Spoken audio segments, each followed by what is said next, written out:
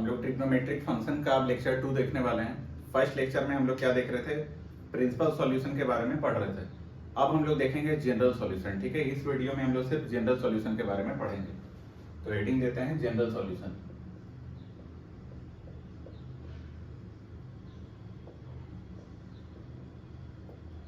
देखो general solution में क्या है ना कि हम लोग को कुछ सर्टेन फॉर्मूला याद रखना चाहिए। ठीक है, कुछ फॉर्मूलाज है, अगर वो हम लोग को याद है तो आगे क्वेश्चन सॉल्व करने में कोई भी तरह का दिक्कत नहीं होगा, और वो कंडीशन है कि याद रहना ही चाहिए। तो हम क्या सिखाए थे जनरल सॉल्यूशन के बारे में, प्रिंसिपल सॉल्यूशन मतलब चारों कोऑर्डिनेट में से दो कोऑर्डिनेट ऐसा होगा जो हमेशा कुछ वैल्यू दे रहा होगा, सेम वैल्यू, तो हम लोग को उसको निकाल के रखना पड़ता है। जनरल सॉल्यूशन का मतलब है कि तुम जितने राउंड लगाओगे ना, 2 पाई जितने राउंड लगाओगे तो हर बार दो दो वैल्यू मिलते चला जाएगा, तो वो सारे वैल्यू को कलेक्टिव हम लोग को लिखना पड़ता है। तो चलो देखते हैं कुछ फॉर्मूला उसमें से। तो सबसे पहला क्या है फॉर्मूला, सबसे बेसिक, अगर कभी आए साइन थीटा इक्वल टू 0 तो इसका मतलब होता है थीटा इक्वल टू एन पाई। यहाँ पे एन देखो हर जगह एन सेम होगा, तो हम बार बार नहीं लिखेंगे, एक ही प्लेस में यहाँ लिख देते हैं कि N belongs to Z. Z का मतलब क्या होता है, इंटीजर। ठीक है, इंटीजर, जेड भी इंटीजर होता है, आई भी इंटीजर होता है। मन है तो जेड लिखो, नहीं मन है तो आई लिख लो। ठीक है, तो साइन थीटा इक्वल टू 0 तो theta equal to N pi, मतलब कि integral multiple of pi. Integral multiple of pi का मतलब है कि एन की जगह 0 रख लो तो 0, 1 रख लो तो पाई, 2 रख लो तो 2 पाई, 3 पाई, 4 पाई, 6 पाई। ठीक है, जो भी लिख लो, या तो माइनस पाई, माइनस 2 पाई, माइनस 3 पाई, माइनस 4 पाई, ये सारा होते चला जाएगा। ठीक है, सेकंड, अगर cos थीटा इक्वल टू 0 है तो इसका मतलब होता है theta equal to 2n plus 1 pi by 2। अब ये 2n प्लस 1 क्या है, तो अगर n के जगह में तुम 0 रखोगे तो क्या आ जाएगा 1, n के प्लेस में 1 रखोगे तो क्या आ जाएगा 3, n के प्लेस में 2 रखोगे तो क्या आ जाएगा 5। इसका मतलब है ऑड नंबर आ रहा है, तो इसको हम लोग ऐसे बोल सकते हैं क्या, ऑड मल्टीपल, ऑड मल्टीपल, ठीक है, ऑफ पाई बाई 2। क्या बनेगा, odd multiple of pi by 2। Third देखो अगर ऐसा आएगा tan थीटा इक्वल टू 0, तो tan थीटा इक्वल टू 0 को नहीं लिखें अभी तो ज्यादा सही है, क्योंकि tan थीटा 0 में हम लोग को दो चीज देख के चलना होगा कि tan थीटा 0 कब होगा। देखो tan थीटा इक्वल टू 0 अगर हम लोग बोल दें तो उससे भी हम लोग बोल सकते हैं कि थीटा इक्वल टू क्या होगा, n पाई। क्योंकि तुम सोच के देखो, tan थीटा 0 है, tan थीटा को लिख सकते हैं sin थीटा बाई क्या, cos थीटा, और sin थीटा 0 होगा तभी तो tan थीटा 0 होगा। तो sin तो 0 होना चाहिए, लेकिन एट ए सेम टाइम cos 0 नहीं होना चाहिए। sin 0 होगा लेकिन cos 0 नहीं होगा। तो आगे फ्यूचर में जब इससे रिलेटेड क्वेश्चन हम लोग सॉल्व करेंगे तो ऐसे करने से आंसर तो आ जाएगा, लेकिन हम लोग को एक बार चेक करना होगा कि जो भी मेरा फाइनल आंसर आ रहा है वहां पे cos 0 नहीं होना चाहिए। ठीक है, फोर्थ, अगर हम लोग बोले sin थीटा इक्वल टू 1, अगर ऐसा बोले तो ये क्या होता है 4n प्लस 1 पाई बाई 2। ठीक है, फिर अगर बोले sine theta equal to minus 1 तो वो होता है 4n माइनस 1 पाई बाई 2। ठीक है, 6 cos थीटा इक्वल टू 1 तो ये हो जाता है 2n पाई, मतलब ये सब थीटा इक्वल टू है। ठीक ना, थीटा इक्वल टू, ये भी क्या है, theta equal to, theta equal to 2n pi. और सेवंथ में अगर हम लोग बोले cos theta equal to minus 1 तो होगा theta equal to 2n plus 1 pi. ये सब फॉर्मूला याद रहना चाहिए। ठीक है, ये सब याद रखो। अब इससे भी इंपॉर्टेंट फॉर्मूला का बात करते हैं। ठीक है, 7 के बाद जब तुम्हारा 8 नंबर का बात करें तो 8 में आएगा sine theta equal to sine alpha. अगर कभी ऐसा आ गया तो इसका मतलब होता है theta equal to n pi plus -1 का पावर n और अल्फा। अब ये क्या है, -1 का पावर n, मतलब 0 रखेंगे तो 1 आ जाएगा, 1 रखेंगे तो -1 आएगा, 2 रखेंगे तो 1 आएगा, 3 रखेंगे तो -1 आएगा, मतलब +1 -1 +1 -1 वैल्यू फ्लक्चुएट करते रहेगा। ठीक है, 9 नंबर में अगर बोले cos theta equal to cos alpha तो थीटा आएगा 2n पाई प्लस माइनस अल्फा। ठीक है, 10th नंबर अगर बोले tan theta equal to tan alpha.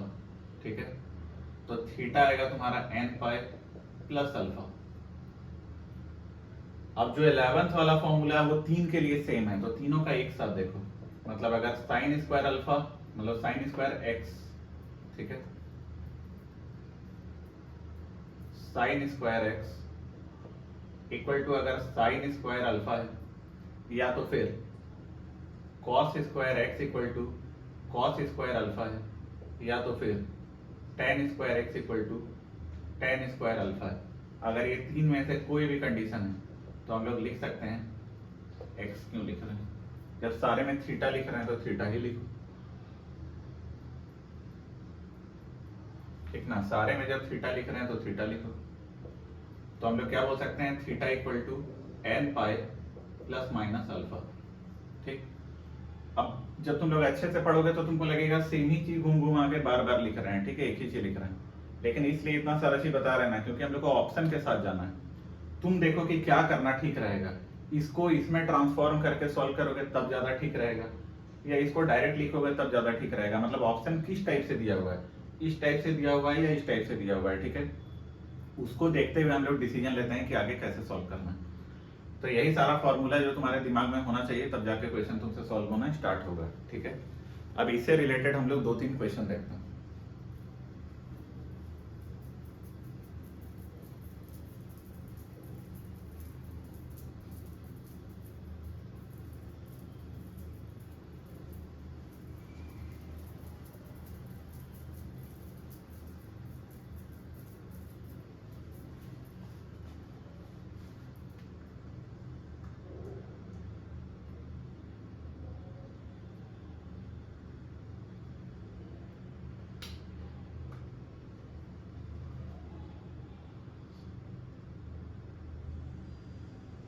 देखो पहला क्वेश्चन फर्स्ट बोल रहा है फाइंड जनरल सॉल्यूशन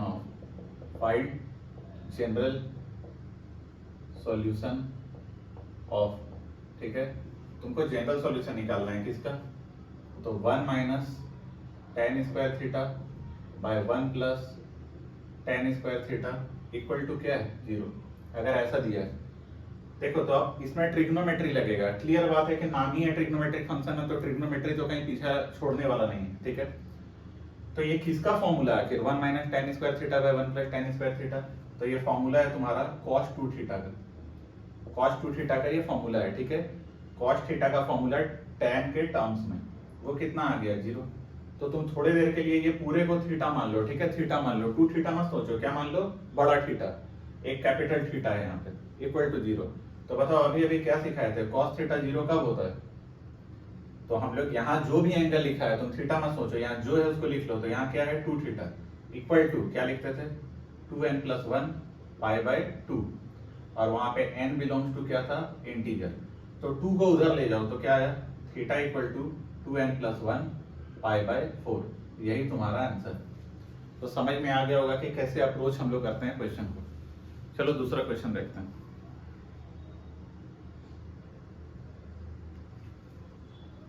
दूसरा क्वेश्चन कुछ ऐसा है, क्वेश्चन नंबर 2, सेम वही है, ठीक है ना, find the general solution of, बार बार नहीं लिख रहा है। आपकी बात क्वेश्चन क्या है, cos square 2 theta minus 2 sine 2 theta और माइनस 1 इक्वल टू 0, ये क्वेश्चन। तो देखो इसको जब हम लोग सॉल्व करेंगे ना, तो क्लियर बात है कि यहाँ cos है यहाँ साइन है, सबको एक ही में चेंज करो, या पूरा cos या पूरा साइन, तो कुछ क्वाड्रेटिक इक्वेशन टाइप से आएगा और बाद में उसको हम लोग सॉल्व कर पाएंगे, ठीक है। तो साइन को जब तुम cos में लिखोगे तो रूट आ जाएगा, देखो root over of 1 minus cos square 2 theta. तो रूट ये सब के चक्कर में नहीं पड़ना है, ठीक है, तो इसको छोड़ दो। इसको देखो cos स्क्वायर थीटा को क्या लिख सकते हैं, sine square theta plus cos square theta 1 होता है, तो cos स्क्वायर थीटा क्या होगा 1 माइनस साइन स्क्वायर थीटा, और आपके पास थीटा की जगह में क्या है 2 theta minus 2 sine 2 theta minus 1 equal to 0।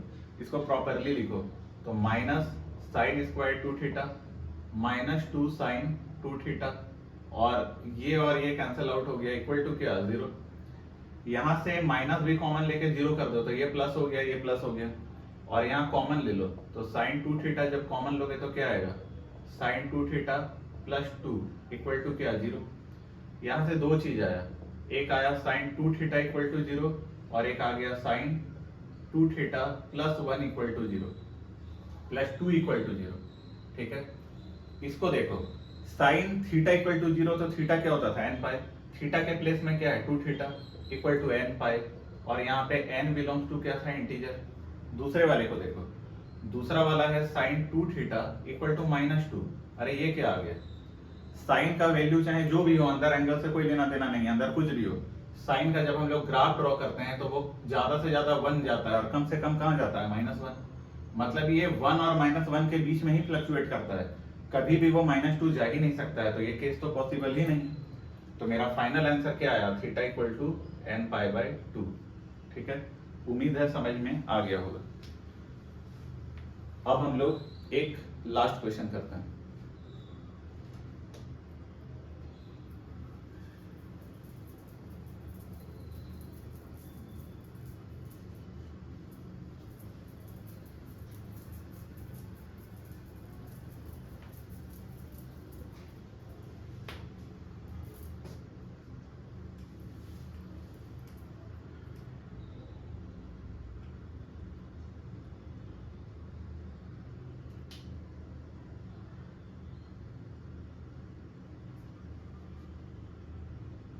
देखो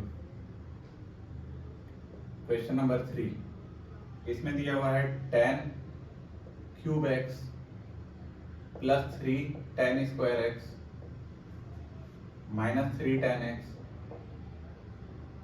-1 इक्वल टू 0। हम लोग को इसको सॉल्व करना है। ठीक है, ध्यान से देखो, अगर ये क्वेश्चन सॉल्व करोगे तो अब तो क्यूबिक आ गया, आप कैसे कर पाओगे। तो क्यूबिक को सॉल्व करने के लिए हम लोग बचपन में पढ़े थे, हीट एंड ट्रायल से पहले एक रूट निकाल लो, बाद में उसे डिवाइड करके दूसरा रूट निकाल लो। लेकिन जब भी ये tan वाला चीज आएगा ना, तो एक बार अच्छे से देखो, अगर तुमको ट्रिग्नोमेट्री एकदम बाय हार्ट उसका फॉर्मूला याद है ना, मतलब उसको हम कैसे भी लिख दें, डिवाइड करके लिख दें, LHS को RHS में लिख दें, कैसे भी लिख दें, तुम देख के अगर समझ जाओ कि यहाँ जरूर कोई फॉर्मूला यूज हो रहा है, तभी तुम उसको अप्लाई कर पाओगे। ठीक है, जैसे हम लोग यहाँ देखे tan क्यूब x है, यहाँ 3 tan स्क्वायर है माइनस 3 tan x है, तो देखा देखा लग रहा है कि ये जो सारा टर्म था ना, किसी के फॉर्मूला में तो आता था। तो वो किसके फॉर्मूला में आता था, वो tan 3x के फॉर्मूला में आता था। तो tan 3x क्या था, ये था तुम्हारा 3 tan x minus tan cube x और whole divided by 1 minus 3 tan square x। देखो सारा चीज आ रहा है ना। तो अब हम लोग दिमाग लगाएंगे, देखो जो डिवाइड में है ना उसको RHS में भेज दो पहले। तो डिवाइड में है 1 माइनस 3 tan स्क्वायर x है ना, तो पहले 1 माइनस 3 tan स्क्वायर x को हम लोग RHS में भेजेंगे। तो देखो कैसे भेजेंगे, ये -1 उधर गया तो क्या हो गया +1, और ये 3 tan स्क्वायर x पॉजिटिव में है तो इधर जाके क्या हो गया नेगेटिव tan स्क्वायर x। ठीक है, बचा कौन, तो इधर से बचा tan क्यूब x और ये वाला बचा। ठीक है, तो चलो इसको लिखो पहले, एक बचा यहाँ पे tan क्यूब x। ठीक है, फिर कौन सा बचा -3 tan x, यही बचा। ठीक है, tan cube x minus 3 tan x। अब चलो इसको अच्छे से देखो, जब हम लोग इसको देखे तो अब हम लोग देख रहे हैं कि हाँ फॉर्मूला तो सेट हो रहा है, बस इसको नीचे भेज देते हैं। तो हम लोग क्या किए कि इससे दोनों साइड डिवाइड कर दिए। अगर डिवाइड किए तो क्या आया, tan cube x minus 3 tan x और whole divided by 1 minus 3 tan square x, और राइट साइड में क्या आ गया 1। लेकिन जब फॉर्मूला से मैच किए ना तो ऊपर देख रहे हैं कि थोड़ा उल्टा आ रहा है, अगर इस माइनस कॉमन लेके उल्टा कर देना तो एकदम सही फॉर्मूला आ जाएगा। तो हम लोग क्या किए कि एक माइनस बाहर ले लिए, माइनस बाहर ले लिए तो ये पहले आ गया क्या tan x, और ये क्या आ गया tan cube x whole divided by 1 minus 3 tan square x। ये न्यूमरेटर में से माइनस बाहर लिए तो ये प्लस हो गया और ये माइनस हो गया। ठीक है, और ये क्या है 1। तो देखो ये माइनस को अब हम लोग उधर भेज दिए तो ये क्या हो गया -1, और ये किसका फॉर्मूला आ गया tan 3x, और फाइनली हम लोग यहाँ तक पहुंच गए। अब जैसे हम लोग यहाँ तक पहुंचे तो इसके बाद इसको कैसे सॉल्व करना है वो तो हम फर्स्ट क्लास में बताए ही थे कि ये जो भी एंगल है इससे तुमको टेंशन नहीं लेना है। तुम यहाँ देखो, यहाँ कौन है 1, और tan में 1 कर देता है, तो tan में 1 देता है π/4। कितना देता है π/4। तो तुम यहाँ ध्यान से देखो, जो तुम्हारा थीटा आएगा वो कितना आएगा π/4। समझ में आ गया। अब तुमको ये डिसाइड करना है कि tan कहाँ कहाँ निगेटिव होता है। तो ऑल स्कूल टू कॉलेज, यहाँ तो पॉजिटिव यहाँ भी पॉजिटिव, मतलब यहाँ निगेटिव और यहाँ निगेटिव, और इसको हम लोग क्या बोलते थे पाई माइनस थीटा।